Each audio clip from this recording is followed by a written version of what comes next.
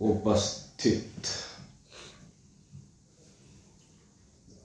परम श्रद्धा से संयुक्त होकर अपने कल्याण के लिए नित्य है निरंतर भगवत चरणारविंदों में अपने मन को लगाते जिज्ञासु वृत्त।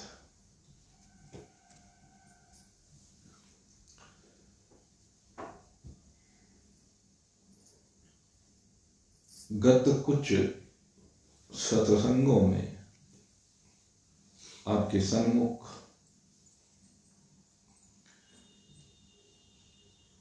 कर्म चक्र को लेकर के विभिन्न प्रकार से विभिन्न परिस्थितियों के ऊपर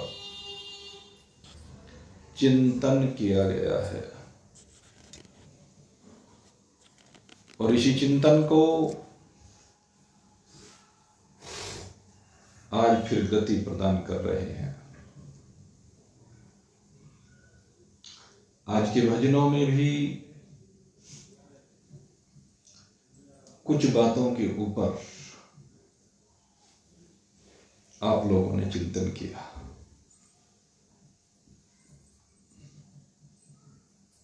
जो कुछ कर्म में लिखा विधाता, मिटाने वाला कोई नहीं। वक्त पड़ जाए पर गज भर कपड़ा देने वाला कोई नहीं। बड़ा सुंदर भाव इसमें रखने का प्रयास किया गया,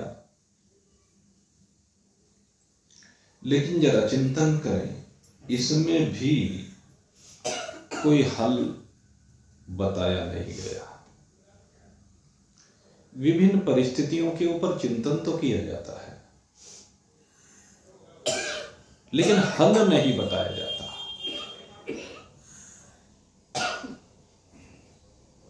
सबसे जरूरी है हल का निकलना, और हल के निकलने के बाद जो हल निकले उसको अपने जीवन में समाहित करना, ये सर्वाधिक आवश्यक है। बहुत लोग हैं जिन्होंने श्रीमद् भागवत कथा सप्ताह अनेकानेक बार श्रवण किया, लेकिन श्रवण करने के बाद भी वो कर्म के बंधन से मुक्त नहीं हो पाए। आखिर क्यों? इसके पीछे भी तो कोई कारण होगा। तो जैसे किसी बीमार व्यक्ति को एक डॉक्टर ने कहा कि भाई अगर तुझे फलानी जगह से फलानी दवाई मिल जाए और उसको तू 1 सप्ताह तक सुबह शाम सेवन करे तो उससे तेरी रोग मुक्ति हो जाएगी। अब ये तुझे देखना है कि तुझे कहीं से वो औषध मिल जाए। उस व्यक्ति ने बड़ा प्रयास किया और बड़ा प्रयास करने के बाद उसे वह औषध मिल गई। अब औषध तो मिल गई, लेकिन रोग दूर नहीं हुआ। वो दौड़ा हुआ महाराज जी के पास गया, डॉक्टर के पास गया। कहने लगे, महाराज जी, डॉक्टर साहब, आपने कहा था अगर औषध मिल जाए तो 7 दिन में मैं ठीक हो जाऊंगा। औषध तो मिल गई, लेकिन मैं ठीक नहीं हुआ। कहने लगे, ये बात तो भाई संभव नहीं है। कहने लगे, जी मैं देखो ये रही औषधि, आप देख लीजिए। डॉक्टर साहब ने औषधि को देखा। कहने लगे, हाँ भाई औषधि तो ठीक है, लेकिन जरा तू बता तो सही, तूने क्या क्या? इसका औषधि का, कैसे ली? कहने ले जी बस सुबह और शाम इसके दर्शन करता, हाथ जोड़ता, पूजन करता। कहने लगे भाई इससे बात नहीं बनेगी, इस औषधि को शहद में मिला करके रोज खा, जैसे रोटी खाता है ऐसे इसको खा। अब 7 दिन तक उसने औषधि को खाया और 7 दिन के अंदर उसका रोग मिट गया, वो ठीक हो गया। ठीक इसी प्रकार से मेरे मित्रों, इस 7 दिन तक जो श्रीमद् भागवत कथा है सुन तो बहुतों ने ली, लेकिन सुन करके औषधि की तरह से जेब में डाल ली।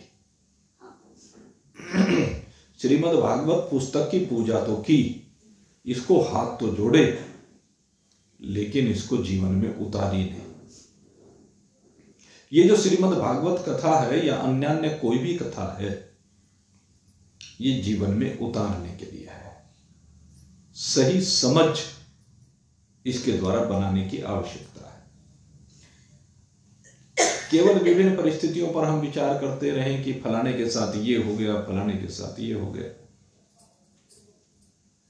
भाई जैसी करनी वैसी भरनी, क्योंकि सिद्धांत की बात है।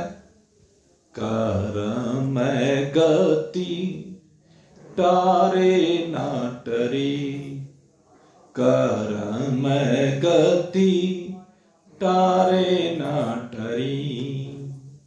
मुनि वशिष्ठ से पंडित ज्ञानी, शोध के लगन धरी। मुनि वशिष्ठ से पंडित ज्ञानी, शोध के लगन धरी। सीता हरण मरण दशरथ को, बन बिच विपत पड़ी। कर्म गति टारे ना टरी, कर्म गति टारे ना टरी।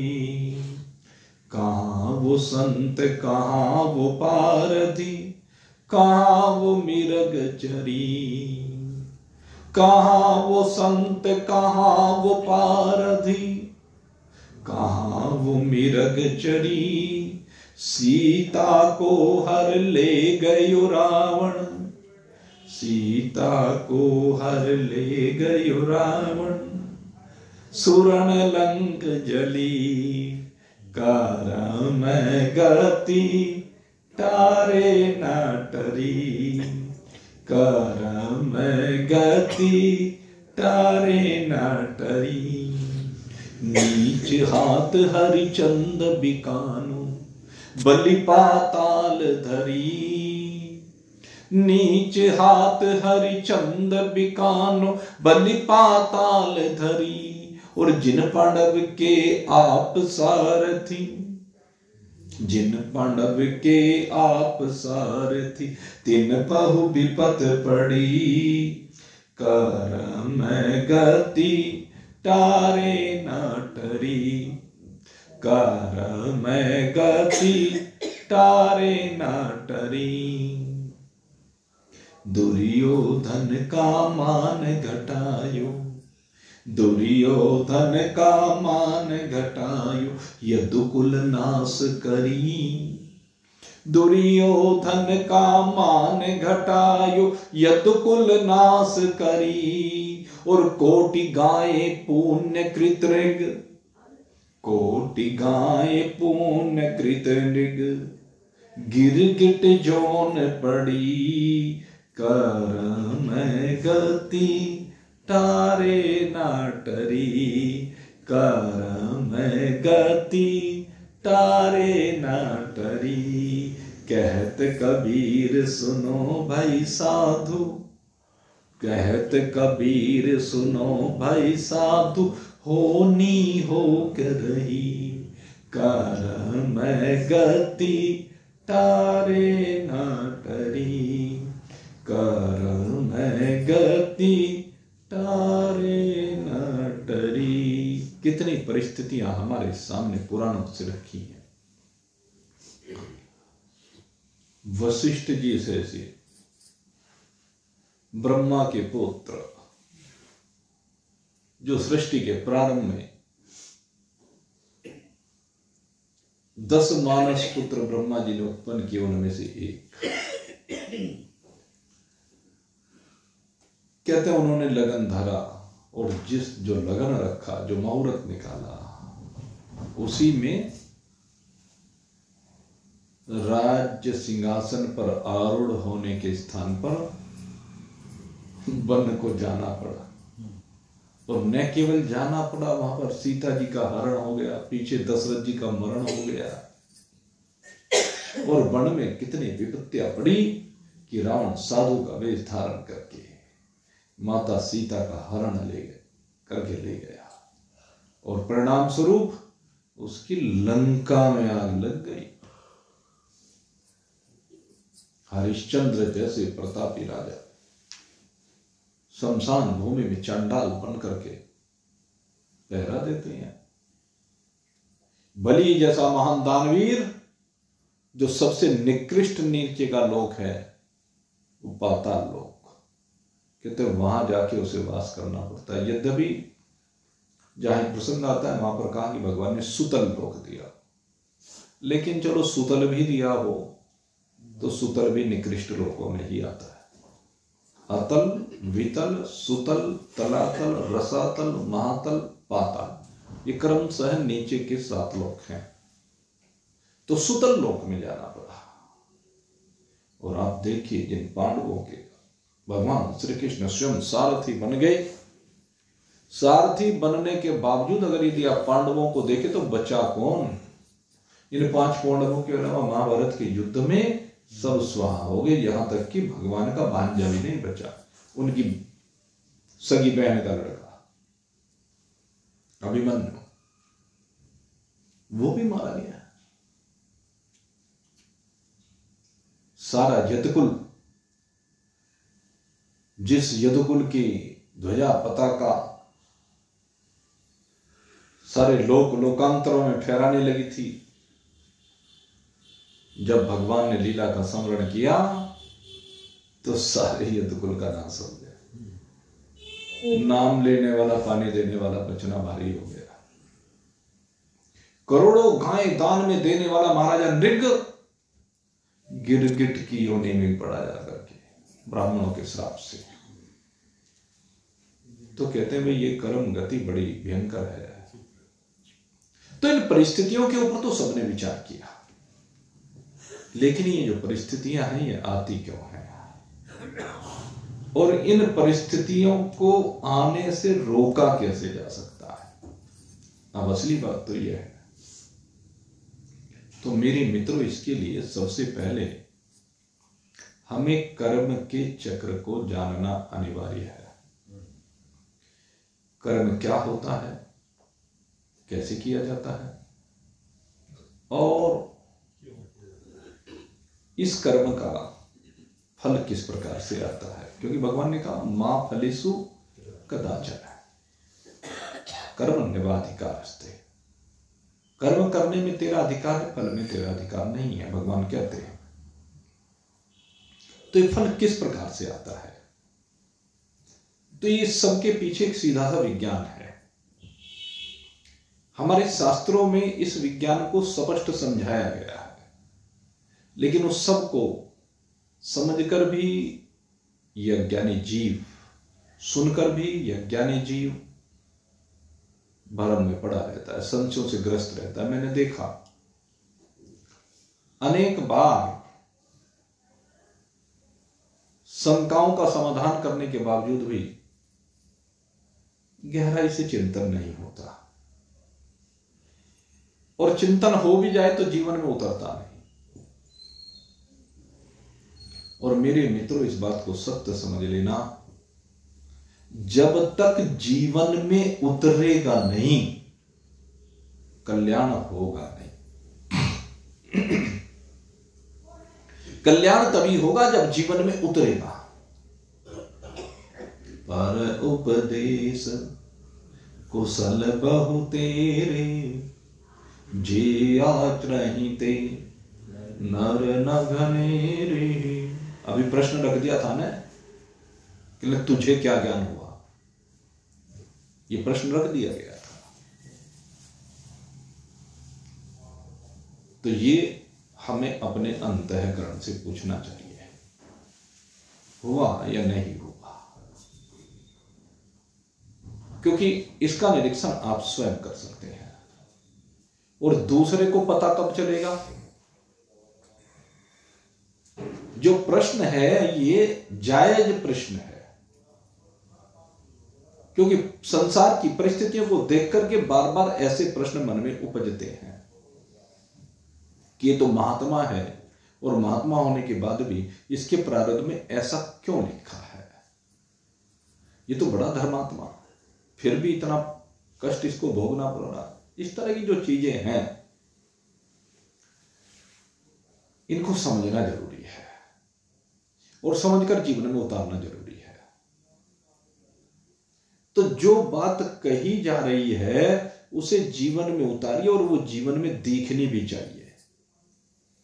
और इसकी शुरुआत सबसे पहले आपके आहार से होती है। आपका शुद्ध आहार दिखना भी चाहिए, आपका आहार बिल्कुल शुद्ध हो। जरा निरीक्षण कीजिए अपने आप का, है कि नहीं है। और मैं फिर वही बात कहता हूं, हर भोजन की वस्तु के बिना आपका काम चल सकता है।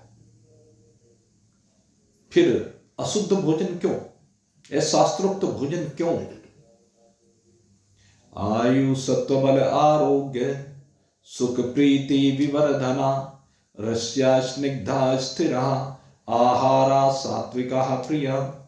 फिर सात्विक भोजन क्यों नहीं, जब वो आयु को बढ़ाने वाला है, आपकी बुद्धि को तीक्ष्ण करने वाला है, आपके शरीर के बल को बढ़ाने वाला है, आपके शरीर को निरोगी करने वाला है, स्वाभाविक सुख को बढ़ाने वाला है, प्राणी मात्र में प्रीति को बढ़ाने वाला है, फिर भी आपका भोजन अशुद्ध क्यों?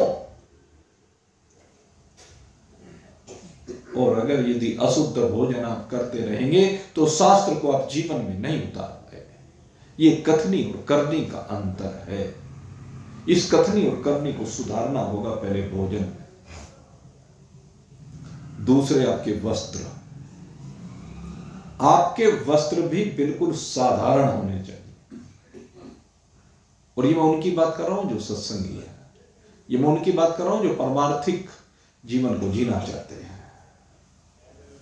आपका आहार, आपके वस्त्र, आपका व्यवहार, आपका चलना, आपका बोलना, किस समय पर आप क्या बोल रहे हैं, यह चिंतन करने की बात है।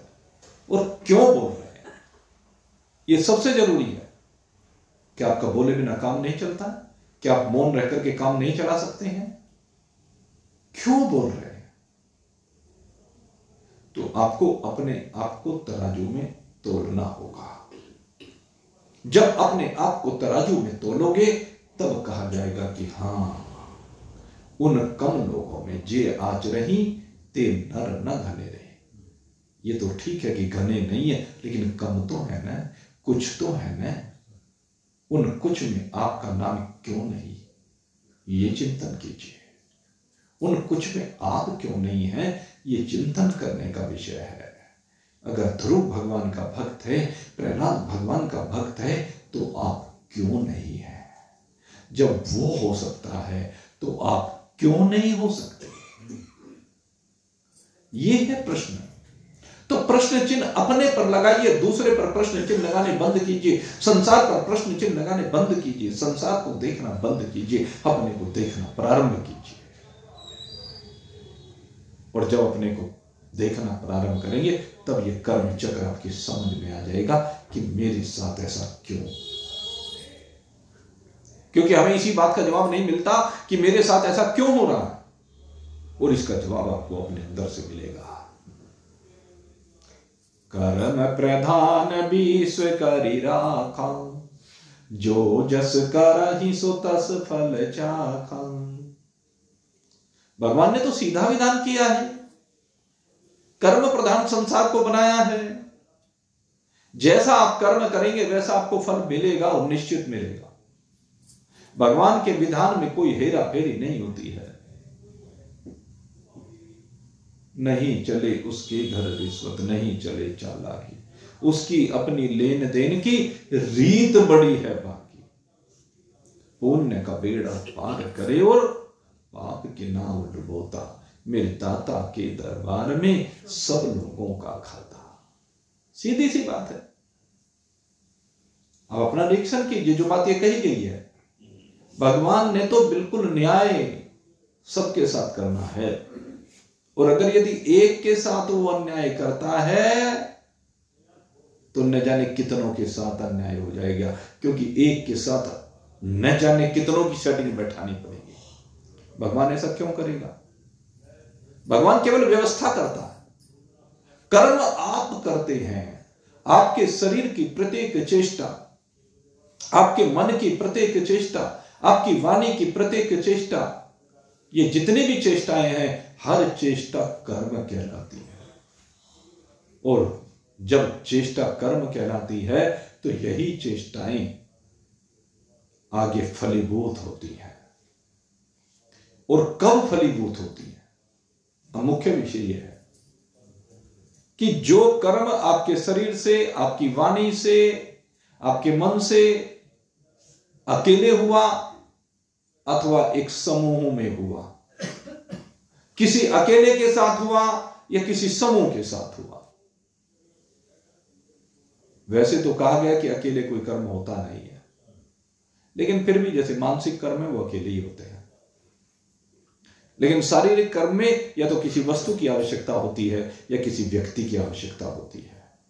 क्योंकि कर्म जब भी आप करेंगे तो किसी के प्रति करेंगे या कोई आपके प्रति करेगा, तो दो हो गए, द्वैत हो गया।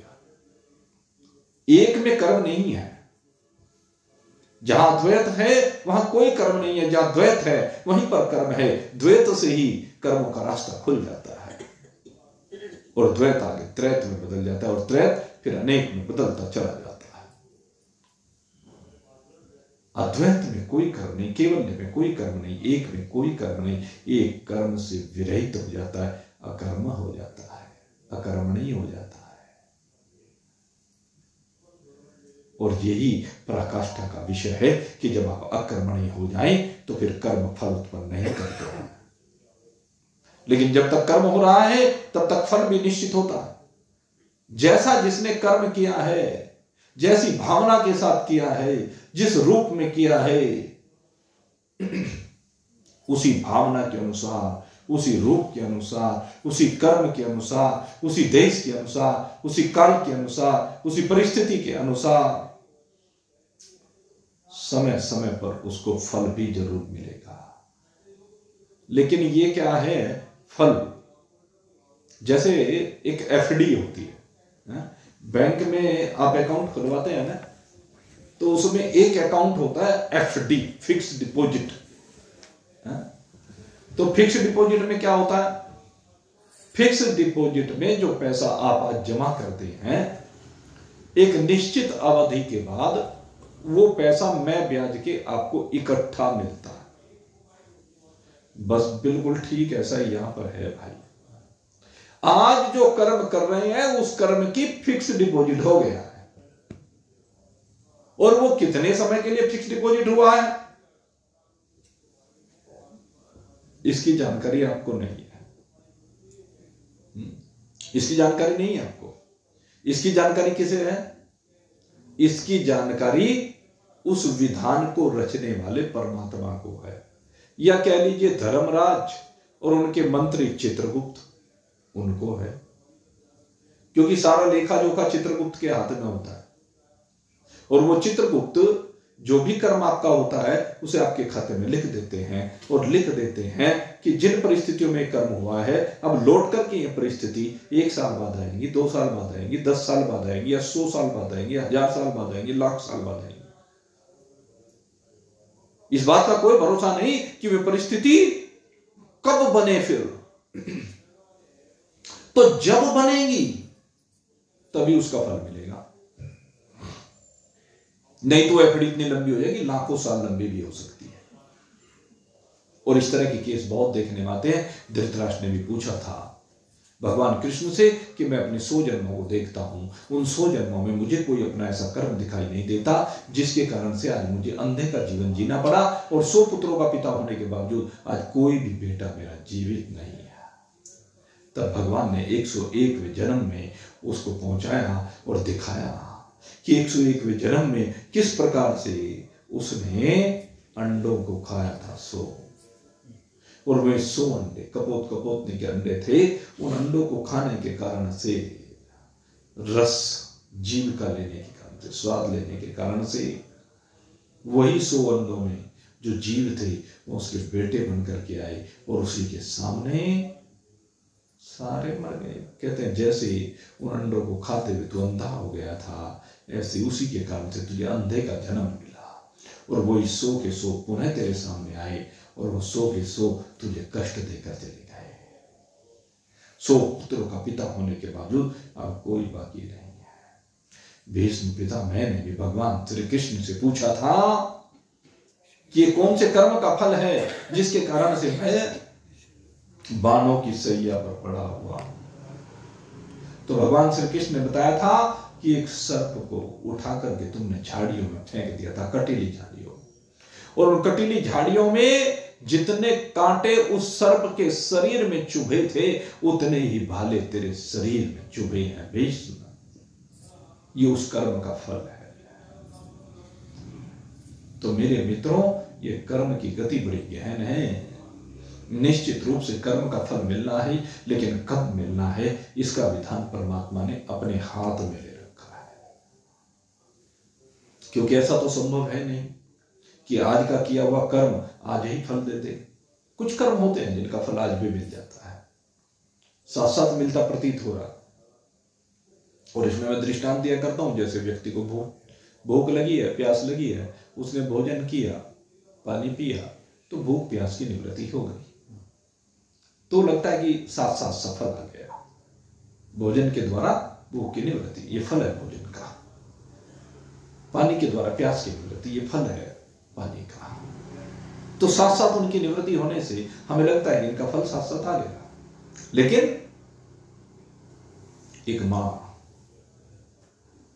अपने बेटे को किस प्रकार से पालती है, जरा चिंतन कीजिए। एक मां कितने नाजों के साथ अपने बालक को पालती है, कितने लाड़ प्यार से अपने बालक को पालती है। स्वयं गीले में लेट करके उसको सूखे में सुलाती है, उसे चलना सिखाती है, भोजन करना सिखाती है, पढ़ाती है, वस्त्र पहनाती है, न जाने क्या क्या सब कर्म मां करती है। तो इसका कौन सा तरीका है जो इसका फल वो बालक अपनी मां को दे दे? है कोई तरीका? मां की छाती से लग करके कितने समय तक वो उससे भोजन प्राप्त करता है, अपनी भूख को मिटाता है। सोच के देखिए, गर्भ में 9 मास मां बालक को रखती है, वहां भी उसके भोजन का प्रबंध करती है। ऐसा कौन सा तरीका है जो बालक उस कर्म के फल का भुगतान कर सके? है कोई तरीका? तो ऐसे बहुत कर्म हैं, लेकिन कर्म का भुगतान होता है। यद्यपि कहा गया कि मां के ऋण से कभी भी जीव उऋण नहीं हो सकता, लेकिन शास्त्र का फिर यह सिद्धांत कि कर्म प्रधान विश्व कर राखा, जो जस करें सो तस परिचाक। उलझ जाएगा यहां पर। कर्म का फल जरूर मिलेगा, और कब मिलेगा कि जो मां बनी है वो बेटा बनेगी, और जो बेटा बना है वो मां बनेगी। कब बनेंगे ये विधान परमात्मा ने करना है। ये कोई विशेष बात नहीं है। एक शरीर से दूसरे शरीरों की यात्रा में ये होगा, निश्चित होगा, क्योंकि बैलेंस बराबर नहीं हो सकता। बैलेंस बराबर हुए बिना आपका कर्म निवृत्त नहीं हो सकता। कर्म को फल को भोगे बिना वो कर्म निवृत्त नहीं हो सकता। बस फर्क यही है कि कब, और इस कब के लिए भी नियम है, कानून है, विज्ञान है। विज्ञान में एक फिजिक्स जिन लोगों ने पढ़ी है, उसमें एक न्यूटन नाम के वैज्ञानिक हुए, और उनने 3 नियम दिए फोर्स को लेकर के, और उनमें एक नियम है क्रिया प्रतिक्रिया का नियम। वो कहते हैं कि जितनी क्रिया उतनी प्रतिक्रिया, क्रिया और प्रतिक्रिया बराबर होती है, कर्म और फल बराबर होता। किसी को कोड़ी कम ना देता, किसी को दमड़ी ज्यादा। भगवान का जो विधान है, किसी को न एक कोड़ी कम देता न दमड़ी ज्यादा देता। जितने कर्म का जितना फल बैठता है उतना ही देता है। जितना आपने किसी को कष्ट दिया है उतना ही कष्ट आपको भोगना पड़ेगा। जितनी उसकी आह निकली है उतनी आह निकलेंगी। जितने समय उसको रोना पड़ा है उतने समय रोना पड़ेगा। यह है कर्म का विधान। तो कर्म प्रधान विश्व कर्म, यह कर्म की प्रधानता। इस कर्म चक्र को समझे कि कुछ कर्म साथ साथ से फल मिलते हुए दिखाई देते हैं, कुछ के सालों में मिलते दिखाई देते हैं, लेकिन बहुत कर्म ऐसे होते हैं जिनके फल शरीर के रहते रहते मिल ही नहीं पाते, संभव ही नहीं है मिलने का। एक बूढ़ा आदमी एक आम का पेड़ लगाता है, उसको पानी देता है, जुताई नुलाई करता है, धीरे धीरे वो बढ़ने लगता है, बढ़ता जाता है, पौधा वृक्ष का रूप लेने लगता है और होते होते हरा भरा हो जाता है। अब वृक्ष तो हरा भरा हो गया, लेकिन वो बूढ़ा आदमी संसार छोड़ के चला गया। अब उस वृक्ष से बहुतों को छाया मिल रही है, बहुतों को फल मिल रहे हैं, लेकिन बूढ़े को क्या? उसका वो कर्म कहां गया जिसके कारण से इतने लोगों को लाभ हो रहा है? क्या उस कर्म का फल नहीं मिलेगा? मिलेगा। अभी जैसे इन्होंने बताया कि 2 कुएं खुदवा दिए। पहले, अब से कह लीजिए 50 साल पहले, कुएं खुदवाना बड़ा पुण्य का कार्य माना जाता था, क्योंकि पहले तो कुओं से जल की पूर्ति हुआ करती थी। जो बड़े बड़े जिनके घर हुआ करते थे वो अपने घरों में कुआं खुदवाया करते थे, अपने लिए कुआं खुदवा लेते थे। हमने देखा एक हमारे बहनोई ननौता में, उनके बड़ बाबा राय बहादुर थे। राय बहादुर का खिताब हुआ करता था अंग्रेजों के जमाने में। तो उन्होंने क्या काम कर रखा था, एक कुआं खुदा हुआ था उनके, अब भी है वो कुआं, हालांकि सूखा है तो उस कुएं में क्या काम था, आधा कुआं तो मकान के अंदर था और आधा कुआं मकान के बाहर था। तो ऐसे बहुत लोगों ने कर रखा था। उसमें क्या था कि आधा जो अंदर होता था अपना घर का काम कर लेते थे, और आधा जो बाहर का था वो जनता के काम आता था, सेवा का कार्य था। इस तरह के बहुत लोगों ने कर्म कर रखे थे। अब जो ऐसे शुभ कर्म किया करते थे, क्या उसका फल नहीं मिलेगा? भले ही शरीर चला गया, मिलता है, लेकिन कम मिलता है। कैसे मिलता है? इसके लिए भगवान ने आगे कहा कि सबसे पहले तो यह है कि मैं जितने कर्मों का इस शरीर के रहते रहते भुगतान हो गया वो तो ठीक, जो रहे। मान लीजिए एक शरीर में आप चिंतन करें, एक दिन में एक व्यक्ति 100 कर्म करता है, ज्यादा मत मानना, कर देता है 100 कर्म रोज के, कम से कम, ज्यादा भी कर लेता है। देखो मन का संकल्प विकल्प बार बार कहां जाता है। मन से भी और शरीर से भी बहुत काम करता है सुबह से रात तक। भगवान ने कहा नहीं कश्चित क्षणम अपि जातु तिष्ठति कर्म कृत। एक क्षण भी ऐसा नहीं है जब हे व्यक्ति तू कर्म किए बगैर रह सके। एक क्षण भी भगवान ने कहा। तो एक दिन में कितने कर्म करता है? मैंने तो वैसे समझाने के लिए सपोजिशन, एक मैथमेटिक्स के सिद्धांत से आपको समझाऊं। मान लीजिए 100 कर्म किए एक दिन में, तो एक महीने में 3000 कर्म हो गए। साल में समझ लीजिए इसको 360 से गुणा कर दीजिए भाई। अब 360 से जब आप गुणा करेंगे तो समझ लीजिए 10 लाख कर्म तकरीबन एक साल के हो गए। और पूरे जन्म के अगर 100 से हम इसको गुना करें तो 10 करोड़ कर्म हो गए। 10 करोड़ कर्म एक मनुष्य अपने जीवन में मान लीजिए कर रहा है, और इतने कर लेता है, इसमें कोई मैं अतिशोक्ति मत समझना। लेकिन इन 10 करोड़ कर्मों में से फल मिला उसे 1 लाख का, 2 लाख का, 5 लाख का, 10 लाख का, बाकी बचे रह गए। और ये मत सोचना कि इतने बच जाते हैं, भाई इतने बचते हैं। कि जितनों का क्या होता है, ये जो 84 लाख प्रकार की योनियां हैं, बड़े भाग्य मानव तन पायु, सुर दुर्लभ सब ग्रंथन गायु।